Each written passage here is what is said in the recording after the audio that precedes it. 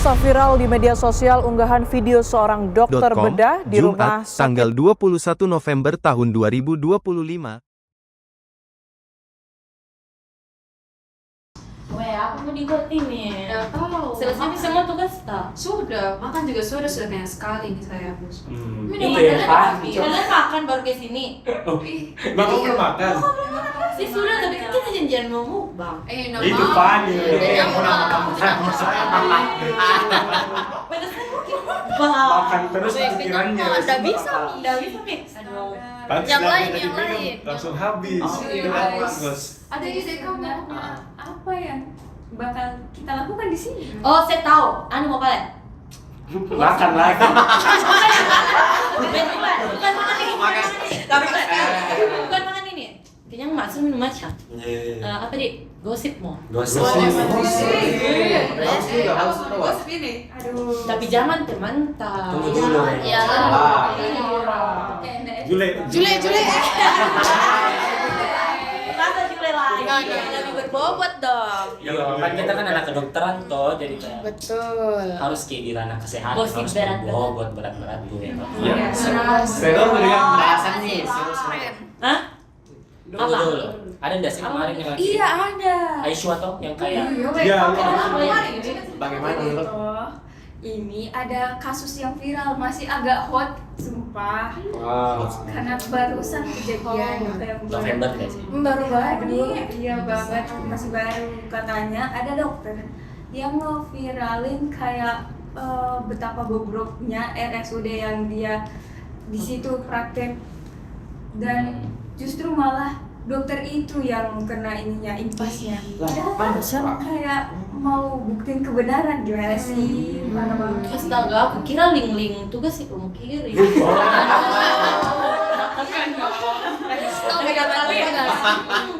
Tapi sempat juga lihat di ini di apa di TikTok tuh yang benang-benang gitu yang ada konten kandungan tuh.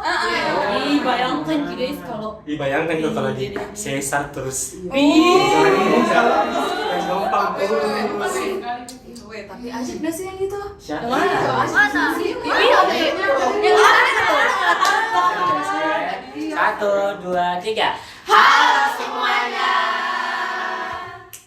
Apalagi nih? Selamat pagi, Siang, sore, malam. Dan dimanapun kalian berada, selamat datang di podcast Notis. Nongkrong Kritis. Tapi Diganti nih guys. salah nggak sih? Diganti. Ada yang dikirim nggak sih? Ada yang dikirim tuh sama Ziban, siapa yang kirim tadi? Apa itu? Selamat datang di Civic Class. Jadi tuh guys, nama podcast dari angkatan kami itu adalah Civic Class 25. Keren nih angkatan tak? Iya. Keren tuh 5 tuh kak? Iya, keren.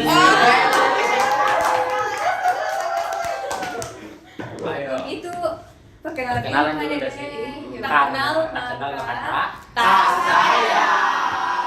Dari mana? Dari mana nih? Dari mana nih? Kan ketua kita dulu dah. Kebetulan paling ujung nih. Salah, bukan begini. Izin.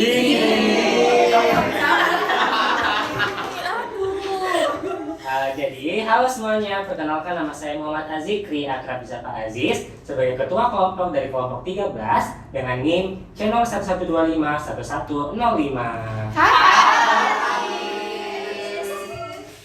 Kayaknya anu mau lagi. Nah, Iran dah sih yang di sebelahnya. Iya. Oke. Diam. Halo teman-teman, perkenalkan nama saya Andina Raiza Farid, biasa dipanggil Naira dengan NIM C01251234. Tunggu guys. Kayaknya kayak kakak mau dulu. Oh iya. Boleh. Sampai paling tua kah? Oh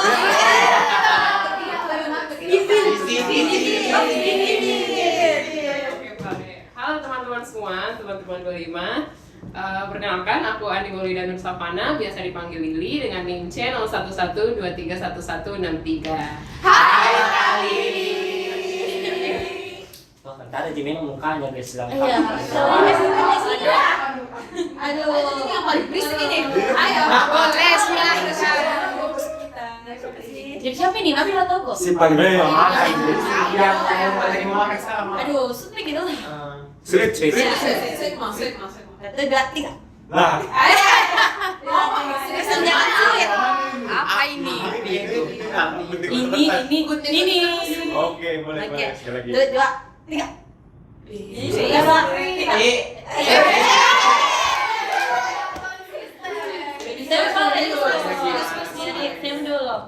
Halo guys, perkenalkan nama saya teman Angel Tapayung Alo, akrab dipanggil Fanny dengan NIM C01251326. Hai Fanny. Si cantik dari bawah. Semua cewek Toraja manis tuh. Siapa ini? Siapa tuh? Si Oh, jadi saya Halo teman-teman semua, saya Vidya Jedila Edi, biasa dipanggil Ila dengan NIM C0112512009.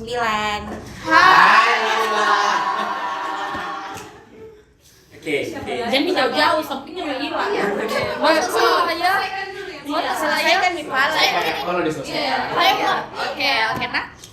Halo semuanya, perkenalkan nama saya Syakila Zara Nurizani Radi, biasa dipanggil Kaila dengan akhiran NIM 120. Siapa lagi nih? Yang baju pink dah sih? Jakarta dulu nggak sih? Yang mana ini?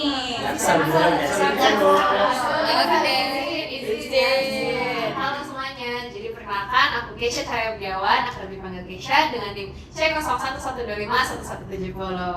Hai Keisha. Tunggu, karena kalian berdua laki-laki jadi perempuan mah dulu. Oke. Halo semuanya, perkenalkan nama saya Andinda Yusuf, biasa dipanggil Indah dengan NIM C01125105. Hai Indah. Oke, kamu dulu deh, biar nanti dia Siap. Halo semuanya, perkenalkan nama saya Riki Suara, bisa dipanggil Radit dengan NIM C01251212. Inilah dia yang kita tunggu-tunggu. Final boss. Final test nah, bukan final test. Oke. Tunggu, tenangkan diri kalian. Oke, Kenalkan dulu. Senangnya diri. Halo guys, nama saya Muhammad Nabil. Biasa dipanggil Nabil atau Nabiel dengan NIM C01251262. Hai Nabil. Harus pakai EL ya Nabi. KBBI guys, KBBI. Iya, sesuai. Jangan sampai prof nonton kini baru dimarahi. Kayaknya masih ada yang belum perkenalan. Yang paling cantik di tengah. Iya, paling Jadi, halo guys, aku Andi Salwashwara MB, biasanya dipanggil Aishwa dengan NIM channel 11251167.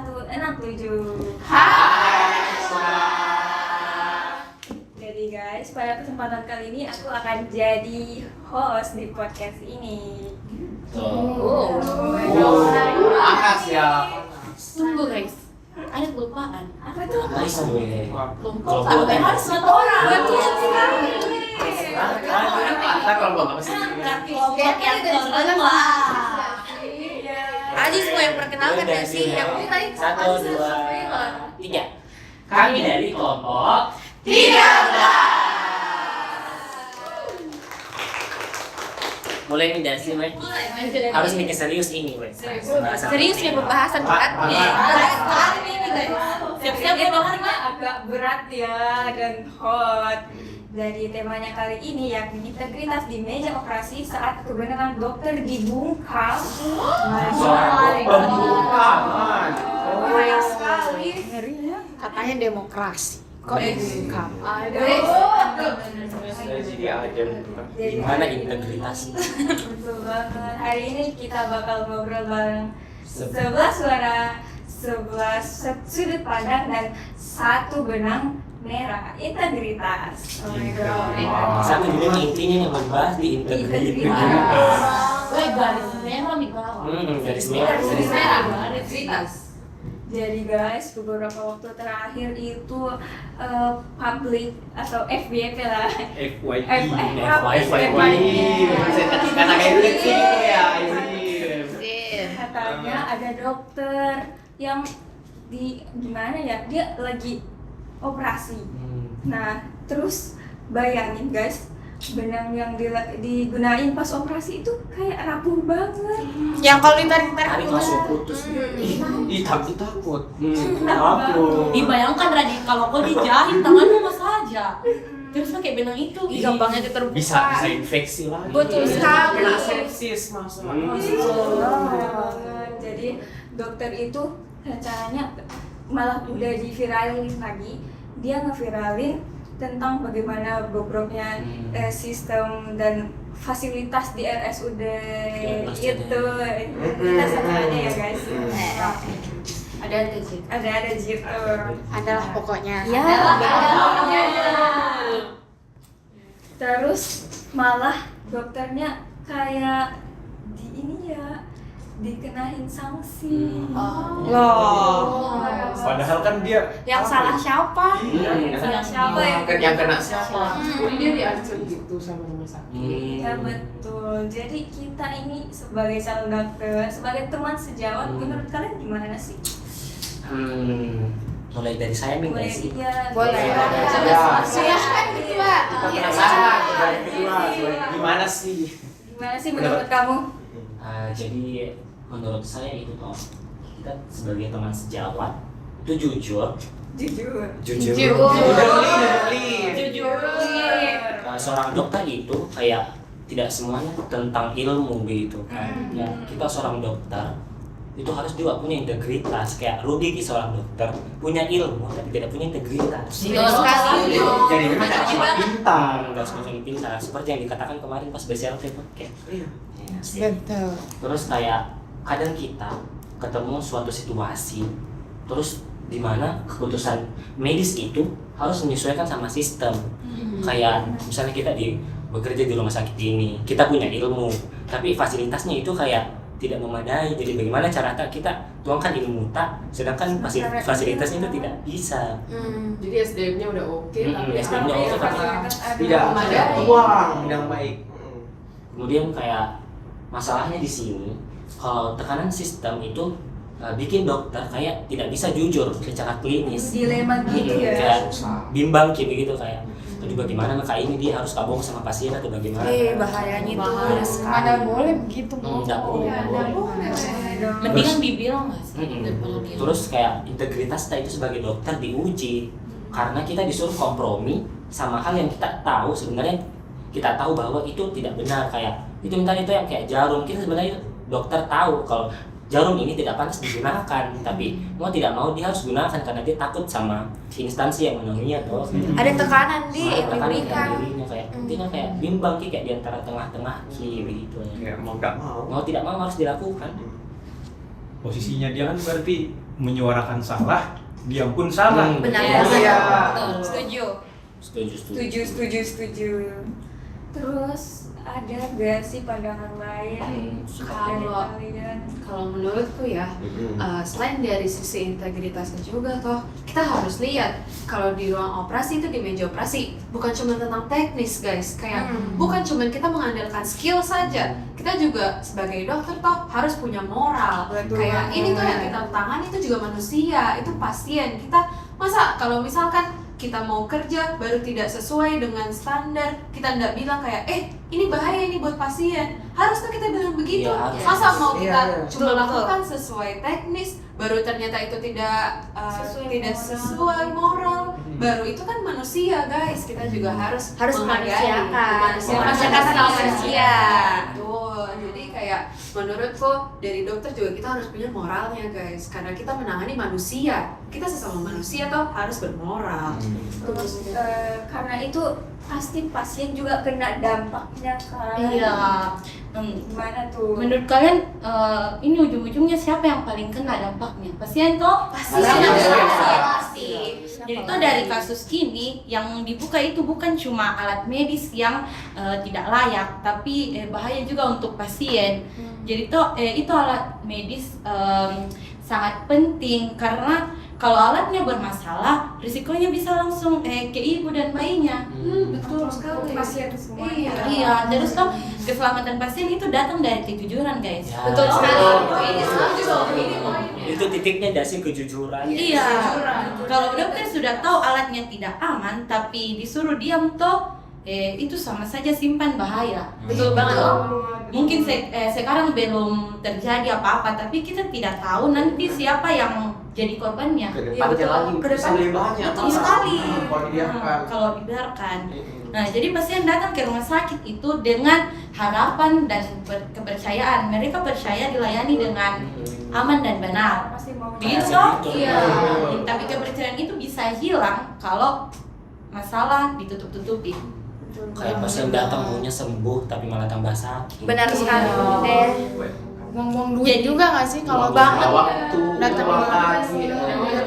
menguras mental juga nggak sih? Iya.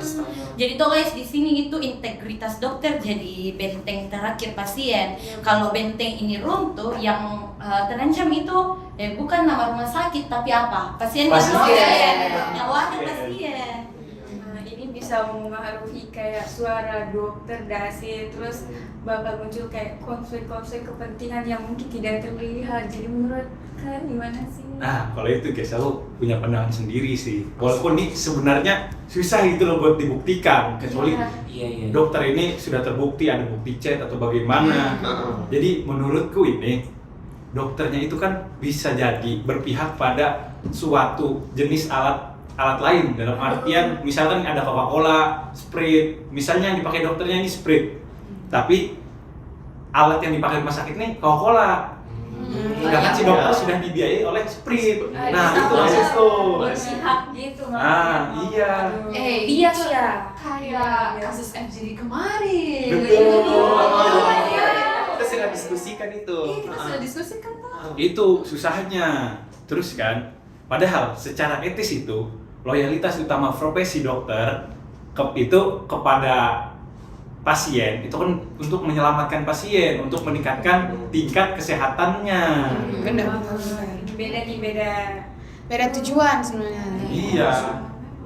Jadi terus kan jangan sampai juga dokter itu menjatuhkan rumah sakit atau instansi kesehatan karena kepentingan dia sendiri, karena dia dibayari juga. Benar-benar Iya, setuju sekali. Sekali terjadi itu di. Iya, dan itu susah sekali dibuktikannya. Iya. Itu lagi. Iya, apalagi sekarang banyak soft selling Betul sekali. Kayak Kita nggak bisa bedakan mana soft selling, mana betulan. kayak niatnya kayak gini ya, rating lagi terus naik semuanya Gitu susahnya. Karena itu mungkin bakal muncul budaya takut, terus dokternya bakal susah untuk menyuarakan. Gimana sih menurut kalian? Nah, kalau yang budaya takut pembunuh integritas profesi itu, jadi dokter ini kan udah bagus banget nih, dia berani buat speak up, buat ngomong ke netizen. Kalau di rumah sakit yang tempat dia kerja itu gak benar. Kalau misalnya kita takut dan banyak pasien yang datang ke sana tetapi alatnya kurang memadai seperti itu, kan pasti berdampak juga ke pasien. Dengan dia speak up kayak gini, dokternya speak up, bisa pasien itu lebih respect ke dokternya, lebih pengen kalau ke dokter kandungan ke dokter ini aja karena dokter ini yang mempertahankan kompeten dan mempersiapkan manusia dan mempertahankan integritasnya. Jadi malah kurang respect sama dokter-dokter yang kalau di tempat kerjanya dia menutup-nutupi kebohongan yang di rumah sakit itu daripada harus mengungkap kebenarannya. Malah kalau misalnya dokter ini nggak speak up, nggak cerita realitanya gimana, itu malah melanggar profesionalisme dari dokter itu. Karena dia bohong ya jatuhnya. Iya. Bahayanya. Tapi selain itu kayak budaya takut juga mungkin bisa muncul karena hierarki ya gitu dari Setuju sekali Kak. Iya. Ini kan kalau misal di rumah sakit tuh biasa kayak ada sistem senior, junior. Kan itu biasa mempengaruhi kayak kita rasa takut begitu tuh kalau mau bersuara. Iya. Padahal integritas itu nilai universal, kayak semua orang itu harus punya. Biar misal senior yang salah, kita sebagai junior itu harus tetap melaporkan masalah tersebut. Karena hierarki ini bukan penghalang kebenaran. Kita harus selalu jujur dalam mengkoordinasi sesuatu, bukan malah membungkam suatu suara. Apalagi kalau suara tersebut itu jujur begitu, dia betul, itu tidak boleh sekali terjadi. Jadi kayak misalnya ada junior yang nggak mau jujur, sebaiknya senior juga tolong, bukan malah malah disebutkan atau ditekankan. Iya, itu harus. sekali lagi karena kayak kan kita ini mengutamakan keselamatannya pasien. Kalau kita juga diam, kita bohong, kan sama saja kita membahayakan nyawanya pasien itu toh. Padahal kan ya sebagai dokter mengutamakan nyawa pasien kan. Balik lagi ke situ intinya. Iya. Keselamatan pasien. Iya. Kan integritas itu tidak boleh toh kalah sama hierarki, karena kebenaran sama keselamatan ini tidak mengenal strata gitu loh. Mungkin itu sih. Iya, betul. Kayak memang di kedokteran itu kayak senioritasnya tinggi. Iya, tinggi sekali. Iya. Nggak boleh diam kalau ada sesuatu yang misal tidak sesuai dengan kenyataan, kita harus katakan sejujur-jujurnya. Kayak Betul meskipun sekali. kita ada tingkat begitu, tapi kalau ada kesalahan, kalau kita tahu kebenarannya, bisa lawan itu senior gak sih? Bisa. Karena kalau justru kita diam, emang belum tentu kayak netral gak sih? Iya, karena justru masalahnya sebenarnya itu dalam berpikir kita diam, justru itu kita sudah memihak sebenarnya. Betul sekali. Betul, karena muara dari semuanya ini kita membutuhkan suatu keadilan. Nah, di mana keadilan itu termasuk bagian dari etika kedokteran itu tersendiri, justice. Nah, di mana kita definisikan sebenarnya adil itu menaruh sesuatu kembali kepada tempatnya. Bagaimana dengan haknya kembali? Bagaimana dengan hak-hak pasien yang telah dikorbankan? Dan karena kita memiliki rasa takut dengan adanya struktural tersebut, ada senioritasnya, itu malah kita gagal sendiri. Kembalikan profesionalitas kedokteran itu tersendiri. Nah, kita kembali juga ke etika kedokteran itu, etika non-maleficence. Betul. Nah, setuju sekali. bagaimana cara kita jadi dokter? Apabila kita sendiri dengan keputusan itu kita sendiri untuk diam, malah membahayakan pasien itu tersendiri. Iya kan, Ya kan? lewat banget dari kita sebagai dokter. Betul banget. Nah, jadi disitulah masalahnya sebenarnya. Bagaimana kembali lagi pembahasan utamanya di sini adalah tentang integritasnya. Kita mempertahankan kita sebenarnya punya pendirian atau tidak. Nah, kita sebenarnya ingin memiliki prinsip itu atau tidak. Bagaimana kita ingin menjadi dokter tersebut? Apabila itu sendiri dari hal paling dasarnya saja kita tidak punya. Aduh, parah sebenarnya. Jadi ini integritas sebenarnya erat hubungannya dengan etika kedokteran. Iya. Namun ya kita tidak bisa pungkiri adanya tingkat strukturalnya itu hierarki yang sudah lama sekali turun-temurun dari zaman orang tua kita. Jadi kita juga takut sebenarnya. Belum lagi misalnya ada oknum-oknumnya di belakangnya yang makin mendukung, punya kekuasaan tinggi semisal. Iya, aduh. Apa dari situ yang kayak kemarin yang dipelajari di BSLT yang kayak percaya saja sama orang yang tidak boleh sekali. Iya, logical fallacy. Ada cacatan logika. Betul sekali. Menurutku kayak pengkaderan ini toh sangat penting sebenarnya buat kita, karena kayak mulai dari awal kita sudah ditanamkan nilai-nilai yang seperti ini. Iya, betul. Kita sudah ditanamkan dari awal sekali kita baru mulai masuk ke dokter sudah ditanamkan, jadi akan terus tumbuh nanti sisikan sampai nanti kita sudah jadi dokter kan. Setuju sekali Kak. Karena kan kalau kita diajari dari awal itu tentunya kita bakalan berusaha supaya yang kita pelajari itu tidak terjadi. Kan supaya kita tidak ada kecacatan dalam berpikir. Kita jadi sudah diperlihatkan skenario yang baik, yang buruk. Iya. Kita bisa bedakan yang mana yang harus kita lakukan nanti, yang mana kita harus hindari dan sebagainya. Karena bisa saja ada yang narasinya sebenarnya kayak diburuk-burukkan, dipersudutkan suatu individu, suatu pihak. Jadi sudut pandang kita Iya. jadi beda. Lihat dari berbagai arah dulu. Betul. Bisa jadi bullying juga ya kalau dari senioritas. Iya. Menyudutkan satu pihak. Itu kayak bikin orang diem, dan diem itu bukan berarti loyalitas kan. Loyalitas yang salah arah nih sih. Iya. Kayak loyalitas itu mungkin bisa mengkhianati pasien, gimana tuh? Aduh. Jadi kayak emang kita pasti bakal ada di dilema itu. Kayak suatu saat nanti kan, kayak integritas nih, kita bakal pilih integritas atau loyalitas terhadap institusi. Kayak, gimana ya? Kalau misal kita milih integritas, sedangkan institusi pasti bakal kayak kita tadi dibungkam. benar, kita bakal dibungkam. Jadi bukan balik negatif. Bukan balik negatif, sedangkan kita ini harus integritas kepada pasien. Loyalitas kan bukan kayak kita harus berpihak kepada institusi, kita harus berpihak kepada pasiennya. Jadi buat dokter jadi dilema yang kayak agak berat antara dia mau ikut ke institusinya atau memang dia balik lagi ke tujuan awalnya buat selamatkan pasien-pasiennya. Karena kalau dia nggak ikuti institusinya bisa jadi pekerjaan yang dia korbankan. Dan kalau pekerjaannya terancam, dia nggak bisa kembali lagi ke tujuan utamanya buat selamatkan pasiennya gitu. Jadi kayak bakal agak maju salah, mundur salah. Blacklist di antara institusi kan. Kayak dari awal memang itu dokter kan kayak melakukan sumpah dokter. Iya. Terdapat makna yang dalam sekali di dalam sumpah dokter tersebut. Jadi kayak kalau seorang dokter melakukan kesalahan yang sudah dia sumpahkan, itu merupakan kesalahan fatal. Pelanggaran moral gak sih? Iya. Terus kalau misalkan si dokter milih loyalitas ke institusinya, bakal mencemarkan nama baik dokter gak sih? Iya teman-teman. Kalau misalnya dokternya memilih mengikuti institusi, misalnya dia dibungkam, terus dia kayak, oh iya, nggak apa-apa, saya bungkam aja, nggak apa-apa, diem. Nah, kan itu jatuhnya bohong. Nah, bohong ini pasti bakal dia teruskan kalau kesalahan besar maupun kecil, pasti dia kayak bakal sudah dia mak. Kalaupun pasien nggak tahu, ya sudah memang harusnya dia nggak tahu karena institusi mengharuskan saya seperti itu. But at the end itu kan bakal apapun kesalahan guys, kalau sudah tambah besar pasti akan kelihatan toh. Apalagi di sekarang masa-masa apapun pasti bakal viral. Dan kalau viral pasti bakal terungkap sampai akar-akarnya, biar sampai siapa nama institusinya, siapa yang berada di belakangnya ini.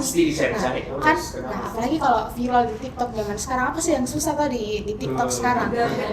Tinggal link nama rumah sakit, apa segala macam. Nah, itu kan akan memperbesar suasana sebenarnya guys, karena kayak tambah banyak masalahnya, tambah besar. Nah, kalau tambah banyak, iya kan panjang sekali itu pas ke back forward lagi. Dan seperti itu yang kita bisa lihat sekarang, banyak sekali nih dokter yang seperti itu, dan pasien nggak percaya lagi sama dia. Karena kayak menurutnya pasien, apalagi pemikiran orang-orang zaman sekarang itu sudah terbuka sekali nih. Menurut mereka, untuk apa kita percaya sama orang-orang yang bohong seperti itu, bohong hanya demi uang, hanya demi kekuasaan dan lain-lain. Dan itu juga bakal berimbas ke profesinya kita. Orang-orang nggak bakal percaya ke kita, itu umpan balik negatifnya ke profesi kita. Jadi misalnya ada nih dokter bohong, dan dia bohong sudah lama sebenarnya, walaupun citranya nih dokter di media sosial bagus sekali, adalah pokoknya nggak usah disebutkan. Nah, terus pasti orang-orang bakal, kalau dia berkata jujur sekarang, orang-orang pasti kayak, bohong ini orang, karena memang track recordnya sudah jelek dari awal, ada history jeleknya. Jadi menurutku mending kalau jadi dokter, kalau ada memang kesalahan kecil ataupun baik besar atau kecil, katakan sejujurnya kepada pasien, karena tidak ada salahnya. Mending dikatakan dari awal daripada orang-orang tahu sendiri. Kalau kalian, kalau misalnya kalian diharapkan di posisi seperti ini, kalian mending ditanya dari awal salahnya, atau kalian tahu dari orang bahwa itu salah. Dari awal kan gitu. Jadi sebenarnya ini integritasnya dari profesi kita juga bakal rusak tuh kalau begitu. Apalagi ada casting generalkan semuanya. Jadi misalnya Nabil yang bohong, semuanya bisa teman-teman. Itu. Jadi respect banget sih sama dokter ini, dia bisa jujur. Dia berani banget ya. Takut gitu, padahal ini sangat mengancam profesinya sendiri. Pekerjaannya dia di rumah sakit itu sudah kita tahu. Jadi dia yang menanggung resiko. Terus gimana sih menurut kalian kalau misalkan gitu? Nah, buat dokter muda itu sendiri toh, jadi apa yang kita toleransi itu sekarang bakal jadi Dulu kan buka komensi itu sebentar. Lanjut lanjutkan. Oh iya. Hati-hati. bakal jadi budayata nanti toh. Nah, terus kalau hari ini kita akan anggap itu bungkam itu sebagai normal, maka dokter muda itu akan belajar bahwa jujur itu berbahaya. Nah, padahal profesi ini dibangun dari integritas, bukan dari kepatuhan buta. Nah, dari sini juga itu kita menekankan bahwa mementingkan pembungkaman hari ini itu berarti mewariskan sistem rusak kepada dokter muda nantinya toh, kayak kita semua. Kita nyontoh senior kayak tuh nggak apa-apa tuh bohong. Nah, bagus gitu. Lo aja yang backing Ki. Jadi kayak kalau salah Kak nggak apa-apa Ji. Karena di atasku juga begitu kemarin, nggak apa-apa gitu. Karena seniornya sudah menormalisasi. Iya. Dan justru bakal kalau kita benar dan kita ungkap, kita bakal disalahkan karena kayak kok itu nggak sesuai sama apa yang kita budayakan gitu. Hierarki lagi Betul sekali. Muatannya di situ. Nah, jadi toh integritas itu bukan hanya soal benar atau salah saat ini, tetapi tentang masa depan profesi dan keselamatan generasi pasien berikutnya. Begitu. Jadi guys, kita udah dengarkan dari 10 sudut pandang dari teman-teman semua. Jadi udah jelas banget, integritas itu bukan sekedar nilai, tapi fondasi keselamatan pasien dan juga sebagai martabat profesi dokter yang kita bahas kali ini. Ada tekanan sistem, konflik kepentingan, budaya takut dan hierarki yang sangat nyata banget kan. Terus tapi membiarkan itu semua bukan berarti itu menjadi solusi, malah bakal bisa jadi bahaya kan. Masalah depannya lagi. Tidak solutif. Betul sekali. Keluar lagi, patah lagi. Tenangkan diri kalian.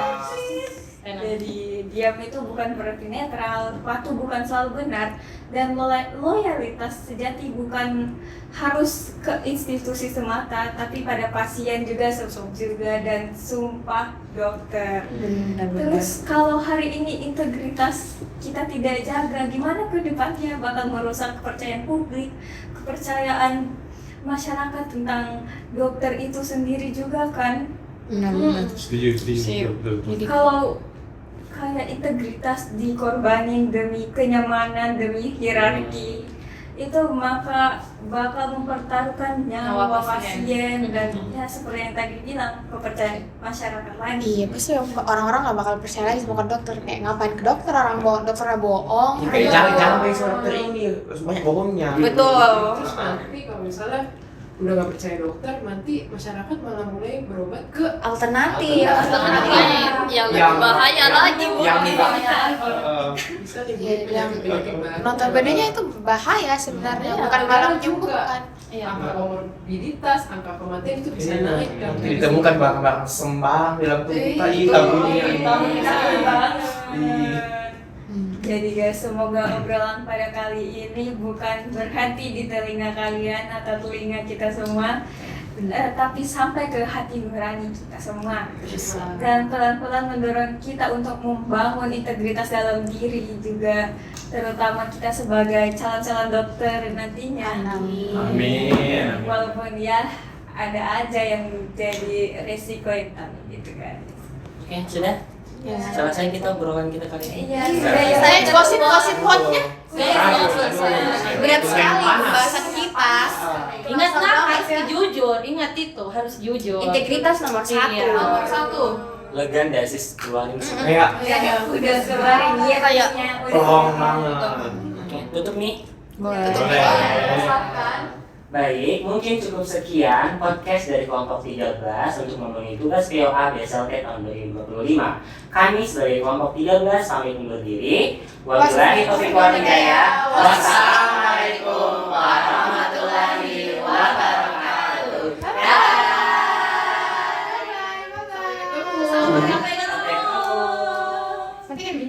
Jangan lupa komen, subscribe, like, and share. Jangan lupa like ya. Bye bye.